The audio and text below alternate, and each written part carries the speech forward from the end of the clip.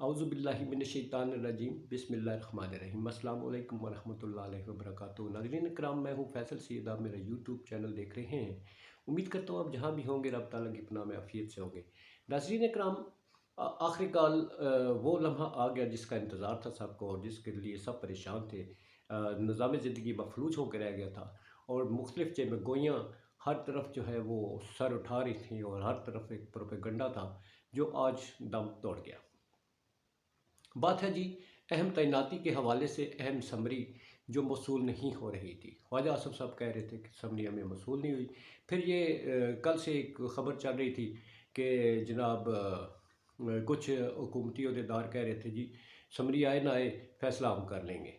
तो आज साथ ही एक ख़बर चली कि वज़ीर-ए-आज़म जनाब शहबाज शरीफ साहब तुर्की के दौरे पर जा रहे हैं और उनके साथ वज़ीर दिफ़ा भी जा रहे हैं। तो मैंने पिछले वीलॉग में बताया था कि ये अहम शख्सियत जाएंगी तो तैनाती के हवाले से फिर मसला कौन हल करेगा, क्या ये वो लटकाएंगे या इसका सिलसिला कोई और निकलेगा, इसका हल क्या निकलेगा। तो उस खबर के बाद फिर ये सुनने में आया कि जनाब आर्मी चीफ़ जो है वो उन्होंने विज़िट किया है जनाब वज़ीर-ए-आज़म साहब के पीएम हाउस में। इसमें कितना कंफर्म तो नहीं हुआ, अलबत्ता उनकी इस ख़बर का जो है तो ये एक चलाई गई थी कि वो वज़ीर-ए-आज़म हाउस पहुंच गए। अलबत्ता वज़ीर दिफ़ा जो है वो पीएम हाउस गए। फिर ज़रदारी साहब जो हैं वो भी वहाँ मिले हैं। जनाब शहबाज शरीफ साहब से इस अहम तैनाती के और असम्बली के हवाले से जो है इनकी आपस में तो मुशावरत हो गई है। अब इसमें चंद घंटे हैं, चंद घंटों में ये फ़ैसला हो जाएगा कि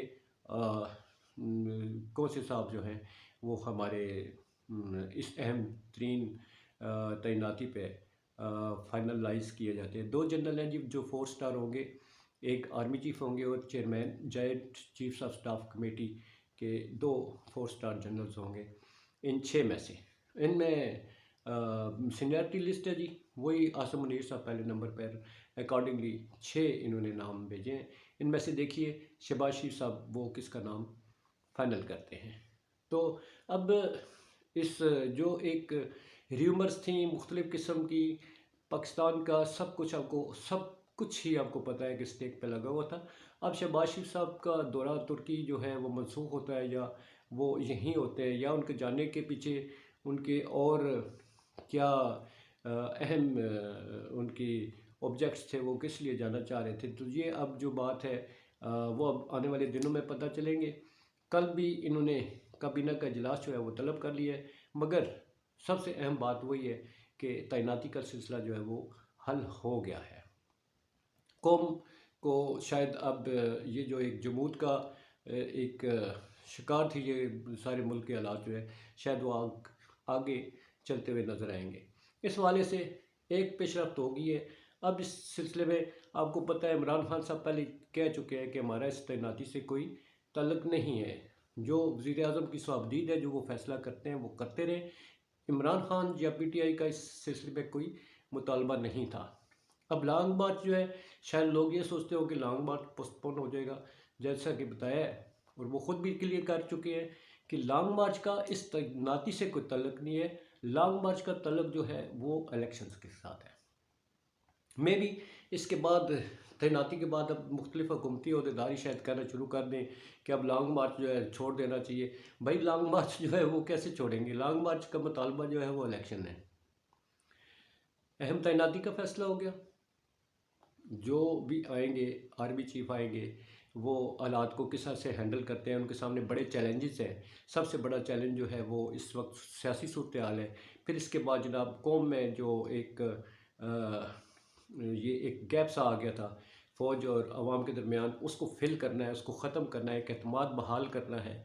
और फिर पाकिस्तान की मईशत के चैलेंजेस हैं, दिफा के चैलेंजेस हैं, एक बहुत सारे आप देखिएगा स्टॉक मार्केट भी शायद इसी सिलसिले में, इस अहम तैनाती के सिलसिले में वो भी आपको शायद स्टेबल होती हुई नज़र आएगी।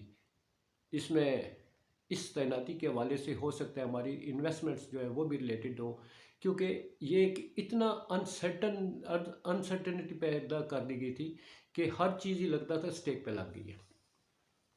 हर चीज़ ही जो है वो नेगेटिविटी की तरफ जा रही थी। एक बहुत बड़ा मसला हल करके ये कौम पे बड़ा एहसान होगा कि ये हमारी जो क़यादत है, इस वक्त जो सिटिंग लीडरशिप है, ये इतना अहम फ़ैसला करके कौम को एक एक तज़ब्ज़ब की कैफ़ियत से निकाला है, एक अफ़वाहों के जुर्मट से जो उस जिसमें घिरे हुए थे लोग, उसमें से निकाल लेंगे। तो ये पहला जो है मसला जी अल्लाह अल्लाह करके हल हुआ है, और हो सकता है 1 2-3 घंटे में, 4 घंटे में ये फ़ैसला भी कर ले। बहरहाल फ़ैसला तो हो गया। इनमें से अब सेलेक्ट किसका करना है, वो चीज़ बाकी है। तो ये आप तक ताज़ा तरीन सूरत-ए-हाल पहुँचानी थी जी।